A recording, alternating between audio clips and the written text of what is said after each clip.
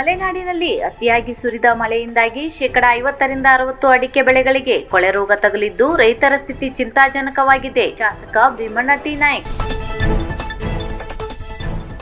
ಮಲೆನಾಡಿನಲ್ಲಿ ಅತಿಯಾಗಿ ಸುರಿದ ಮಳೆಯಿಂದಾಗಿ 50% ಅಡಿಕೆ ಬೆಳೆಗಳಿಗೆ ಕೊಳೆ ರೋಗ ತಗುಲಿದ್ದು ರೈತರ ಸ್ಥಿತಿ ಚಿಂತಾಜನಕವಾಗಿದೆ. ಅಡಿಕೆ ಬೆಳೆಗಾರರ ಹಿತ ಕಾಪಾಡಲು ಸರ್ಕಾರ ಬದ್ಧವಾಗಿದ್ದು ಆ ನಿಟ್ಟಿನಲ್ಲಿ ನಾನು ಪ್ರಾಮಾಣಿಕವಾಗಿ ಪ್ರಯತ್ನಿಸುತ್ತಿರುವುದಾಗಿ ಶಾಸಕ ಭೀಮಣ್ಣ ಟಿ ನಾಯ್ಕ್ ಅವರು ಶಿರ್ಸಿಯಲ್ಲಿ ನಡೆದಿರುವ ಸುದ್ದಿಗೋಷ್ಠಿಯಲ್ಲಿ ತಿಳಿಸಿದರು. ಈ ಸಂದರ್ಭದಲ್ಲಿ ನಗರ ಯೋಜನಾ ಪ್ರಾಧಿಕಾರದ ಅಧ್ಯಕ್ಷ ಜಗದೀಶ್ ಗೌಡ್ರು ಹಾಗೂ ಎಸ್.ಕೆ. ಭಾಗವತ್ ಇತರರು ಇದ್ದರು.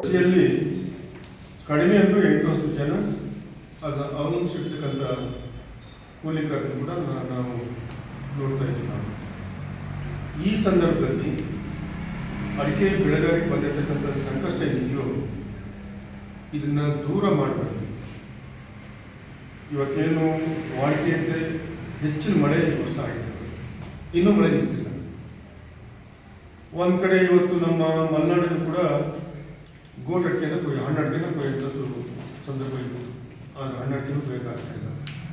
ಇದ್ರೆ ಕೆಲವು ಕಡೆ ಅಂತಲ್ಲ, ಇಡೀ ಮಲೆನಾಡು ಭಾಗದಲ್ಲಿ ಹೆಚ್ಚಿನ ಮಳೆಯಿಂದ ಅಡಿಕೆ ಕೊಳೆ ರೋಗ ಬಂದು ಸುಮಾರು 50-60% ಬೆಳೆ ಹಾನಿಯಾಗಿರೋದನ್ನು ನಾವು ನೋಡ್ತೀವಿ.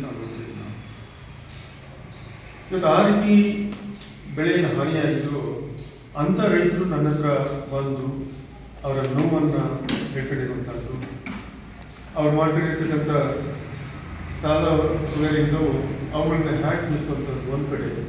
ಇನ್ನೊಂದು ಕಡೆ ನಾವು ಜೀವನವನ್ನು ಹ್ಯಾಂಗೆ ಸಾಧಿಸೋಕ್ಕಾಗ್ತದೆ, ನಮ್ಮ ಮಕ್ಕಳ ಬರೀ ಶಿಕ್ಷಣದ ಗತಿ ಏನು, ಈ ರೀತಿಯ ಹಲವಾರು ವಿಚಾರಗಳನ್ನು ಪ್ರಸ್ತಾಪ ಮಾಡಿ ಆಗ ನಾನು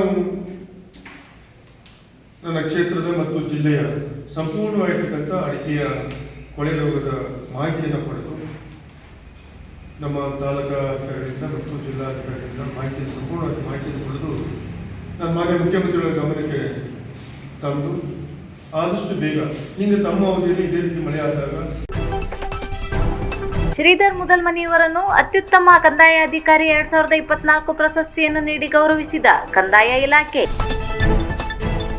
ಕಂದಾಯ ಇಲಾಖೆಯ ವಿವಿಧ ಸೇವೆಗಳನ್ನು ಸಾರ್ವಜನಿಕರಿಗೆ ಅತ್ಯುತ್ತಮವಾಗಿ ಒದಗಿಸಿರುವ ಶಿರ್ಸಿ ತಹಸೀಲ್ದಾರ್ ಶ್ರೀಧರ್ ಮುದಲ್ಮನಿಯವರ ಸೇವೆಯನ್ನು ಗುರುತಿಸಿ ಕಂದಾಯ ಇಲಾಖೆ ಪ್ರಸಕ್ತ ವರ್ಷದ ಅತ್ಯುತ್ತಮ ಕಂದಾಯ ಅಧಿಕಾರಿ 2024 ಪ್ರಶಸ್ತಿಯನ್ನು ನೀಡಿ ಗೌರವಿಸಿದೆ. ಈ ಪ್ರಶಸ್ತಿ ಕಂದಾಯ ಇಲಾಖೆಯಿಂದ ಕೂಡ ಮಾಡುತ್ತಿರುವ ಮೊಟ್ಟ ಮೊದಲ ಪ್ರಶಸ್ತಿ ಇದಾಗಿದೆ. ಸರ್ಕಾರವು ಪ್ರಾಥಮಿಕ ಹಾಗೂ ಪ್ರೌಢಶಾಲೆಯ ಮಕ್ಕಳಿಗೆ ವಾರದ 6 ದಿನವೂ ಕೂಡ ಪೌಷ್ಟಿಕ ಆಹಾರವನ್ನು ವಿತರಿಸುತ್ತಿದೆ. ಶಾಸಕ ಭೀಮಣ್ಣ ಟಿ ನಾಯ್ಕ್.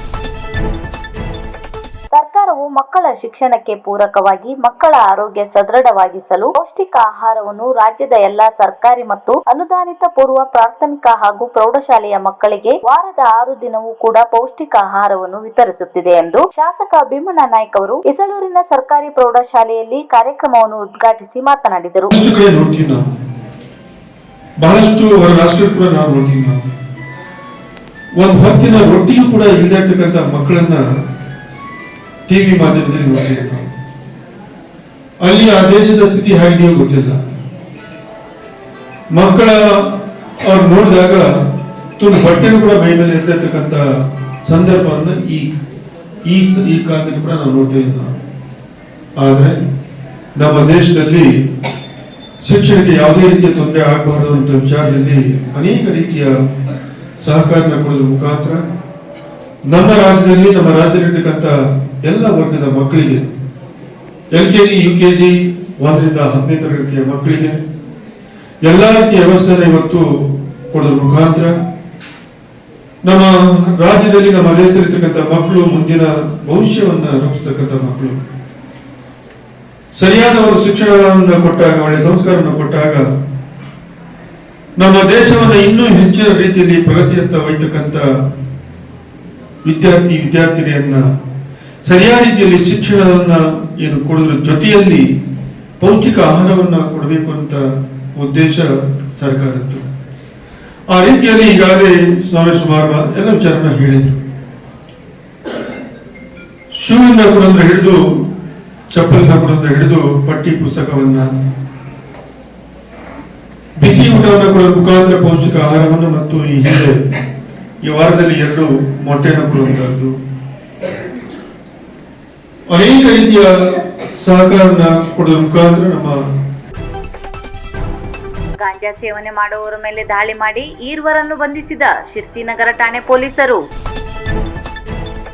ಶಿರ್ಸಿ ನಗರ ಠಾಣೆ ಪೊಲೀಸರು ಅಕ್ರಮವಾಗಿ ಗಾಂಜಾ ಸೇವನೆ ಮಾಡುವವರ ಮೇಲೆ ದಾಳಿ ಮುಂದುವರೆಸಿದ್ದು, ಗಾಂಜಾ ಸೇವನೆ ಮಾಡುತ್ತಿದ್ದ ಈರ್ವರನ್ನು ಬಂಧಿಸಿದ ಘಟನೆ ವರದಿಯಾಗಿದೆ. ಇಂದು ಬೆಳಗ್ಗೆ 7:30 ಗಂಟೆಗೆ ಶಿರ್ಸಿ ನಗರದ ಆನೆಹೊಂಡದ ಕಟ್ಟಿಗೆ ಡಿಪೋ ಹತ್ತಿರ ಅಮಲಿನಲ್ಲಿದ್ದ ಆನಂದ್ ತುರೆಮನೆ ತಂದೆ ಹನುಮಂತ ವಡ್ಡ, ರಾಜೀವ್ ನಗರ ಶಿರ್ಸಿ ಮತ್ತು ಕಿಶನ್ ತಂದೆ ನಾರಾಯಣ್ ಹರಿಜನ್, ಕೋರ್ಟ್ ರಸ್ತೆ ದೇವಿಕೆರೆ ಶಿರ್ಸಿ ಇವರನ್ನು ವಶಕ್ಕೆ ಪಡೆದು ವೈದ್ಯಕೀಯ ಪರೀಕ್ಷೆಗೆ ಒಳಪಡಿಸಲಾಗಿತ್ತು. ಮಾದಕ ವಸ್ತು ಗಾಂಜಾ ಸೇವನೆ ಮಾಡಿರುವುದು ದೃಢಪಟ್ಟಿದ್ದು, ಇವರ ವಿರುದ್ಧ ಶಿರ್ಸಿ ನಗರ ಠಾಣೆಯಲ್ಲಿ ಪ್ರಕರಣ ದಾಖಲಾಗಿದೆ. ಡಿವೈಎಸ್ಪಿ ಗಣೇಶ್ ಕೆಎಲ್ ಮಾರ್ಗದರ್ಶನ, ಸಿಪಿಐ ಶಶಿಕಾಂತ್ ವರ್ಮಾ ನೇತೃತ್ವದಲ್ಲಿ ನಡೆದ ಕಾರ್ಯಾಚರಣೆಯಲ್ಲಿ ಪಿಎಸ್ಐ ನಾಗಪ್ಪ, ಬಿ ಸಿಬ್ಬಂದಿಗಳಾದ ಹನುಮಂತ ಕಬಾಡಿ, ಅರುಣ್ ಲಮಾಣಿ, ಮಂಜುನಾಥ್ ಕಾಶಿಕೋವಿ, ಶಿವಲಿಂಗ ತುಪ್ಪದ್, ವಿಶ್ವನಾಥ್ ಭಂಡಾರಿ, ತುಕಾರಾಮ್ ಲಮಾಣಿ ಮತ್ತಿತರರು ಭಾಗವಹಿಸಿದರು.